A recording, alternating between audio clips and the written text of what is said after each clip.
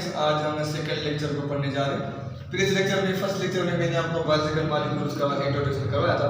तो आज हमारे पास सेकंड लेक्चर है बायोलॉजिकल मॉलिक्यूल्स का। फर्स्ट ईयर चैप्टर से जो न्यू कोर्स है हमारे पास टेक्स्ट बुक बोर्ड जाम शुरू का बायोलॉजी का। तो यहाँ से हम सेकंड जो है आज लेक्चर को पढ़ेंगे। हम क्या पढ़ेंगे आज? बायोलॉजिकल मॉलिक्यूल्स में क्या पढ़ेंगे? बायोमॉलिक्यूल्स हैं, उनके यूनिट्स कौन से हैं और उनके बीच में जो लिंकेजेस हैं वो कौन से। तो आपको अच्छी तरह याद रखना, ये बेसिक है। आपको पता होना चाहिए कि बायोलॉजिकल मॉलिक्यूल कौन से हैं और उसके यूनिट्स कौन से, उनके बीच में लिंकेज है जो यूनिट्स की, तो वो कौन सी होती है लिंकेज। ये तीन चीजें आपको याद रखनी है, मैंने क्लियर लिखी है। चलिए स्टार्ट कर लेते हैं। तो सबसे पहले हमारे पास बायोलॉजिकल मॉलिक्यूल्स हैं, उसके बाद यूनिट्स हैं, उसके बाद लिंकेजेस हैं। तो हम पढ़ेंगे कार्बोहाइड्रेट्स हैं। ठीक है, कार्बोहाइड्रेट्स में क्या आपको पता है कि इसमें ओलिगोसैकेराइड पॉलीसैकेराइड होते हैं, लेकिन कार्बोहाइड्रेट्स हैं उनके यूनिट्स कौन से? उनके यूनिट्स हमारे पास हैं मोनोसैकेराइड है। ठीक है, mono means one, saccharide means sugar. ठीक है, सिंगल शुगर, ये हमको यूनिट्स बोलते हैं। एक एक जो है ये मोनोसैकेराइड आपस में मिलते जाएंगे तो ये यूनिट्स बढ़ते जाएंगे, तो ये लिंकेजेस के थ्रू ये हमारे पास मॉलिक्यूल्स बनेंगे, वो कार्बोहाइड्रेट्स बनेंगे, पॉलीसैकेराइड मोनोसैकेराइड बनेंगे। ठीक है, तो कार्बोहाइड्रेट्स क्या है? Polymers of monosaccharides are called carbohydrates. ये पॉलीमर्स है मोनोसैकेराइड के, क्योंकि मोनोसैकेराइड की यूनिट है। अब इनके बीच में लिंकेज कौन सी होती है? ग्लाइकोसाइड लिंकेज होती है। आपको याद रखना है कि कार्बोहाइड्रेट्स के बीच में जो मोनोसैकेराइड है आपस में अगर मिलते हैं, 2 3 4 या के मिलते हैं, तो उनके बीच में एक लिंकेज है, उस लिंकेज का नाम है ग्लाइकोसाइड लिंकेज।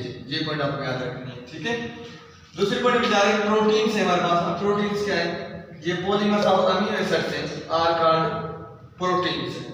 तो प्रोटीन्स की जो सब यूनिट्स हैं वो हमारे पास अमीनो एसिड्स हैं। ठीक है, amino acid building block of tissues हैं, प्रोटीन को बनाते हैं। तो यहाँ पे जो प्रोटीन्स के जो यूनिट्स हैं वो अमीनो एसिड्स हैं, और दो अमीनो एसिड्स के बीच में या ज्यादा अमीनो एसिड्स के बीच में लिंकेज होती है। जब अमीनो एसिड्स मिलते रहते हैं तो उस लिंकेज का नाम है पेप्टाइड लिंकेज। ये आप याद रखना है। मैंने आपको बताया कार्बोहाइड्रेट्स के बीच में जो लिंकेज है वो ग्लाइकोसाइड है और जो प्रोटीन के बीच में वो पेप्टाइड लिंकेज है। बस ये आपको याद रखना है। ठीक है, अब जा रहे हैं लिपिड्स के। लिपिड्स का मतलब है लिपोज means fat.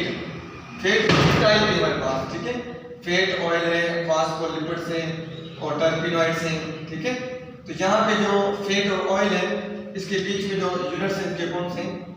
Glycerol and fatty acid है। और यहाँ पे जो फास्फोलिपिड है इसमें जो यूनिट्स हैं इनके ग्लाइसरॉल है, फैटी एसिड है, फास्फेट है और कोलाइन है। और जो टर्पेनोइड्स हैं इनके जो यूनिट्स हैं आइसोप्रोनाइड यूनिट्स हैं।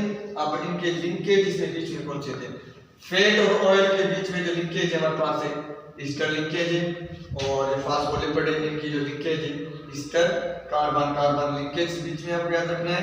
और जो टर्पेनोइड्स हैं इसके यूनिट आइसोप्रोनाइड है, तो यहाँ पे इनके जो बीच में जो लिंकेज है कार्बन कार्बन की लिंकेज है, ये आपको याद रखना है। ठीक है, अब हम चलें न्यूक्लिक एसिड। न्यूक्लिक एसिड हमारे पास जो है वो दो टाइप का होता है, एक होता है डीएनए, एक होता है आरएनए। तो DNA is a hereditary material because it transfer the characters from parents to offspring, and RNA जो है हमारे पास वो प्रोटीन सिंथेसिस करता है, ये प्रोटीन बनाते हैं।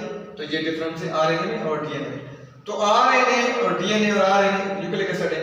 तो डीएनए जो है तो उनके जो यूनिट्स हैं डीऑक्सीराइबोन्यूक्लियोटाइड्स हैं। ठीक है, और जो डीएनए के बीच में जो लिंकेजेस है वो फास्फोईस्टर लिंकेज है। ठीक है, यहाँ पे आरएनए, तो आरएनए के बीच में जो हमारे पास यूनिट्स हैं उसके जो यूनिट बनाते हैं वो राइबोन्यूक्लियोटाइड्स, उनके जो बीच में जो लिंकेज है फास्फोईस्टर लिंकेज है, फास्फेट की फास्फोईस्टर लिंकेज है। ये पॉइंट याद रखना है। अब हम चल रहे हैं कॉन्जुगेटेड मॉलिक्यूल्स। अब कॉन्जुगेटेड मॉलिक्यूल्स है क्या? Combination of different molecules are called conjugated molecules.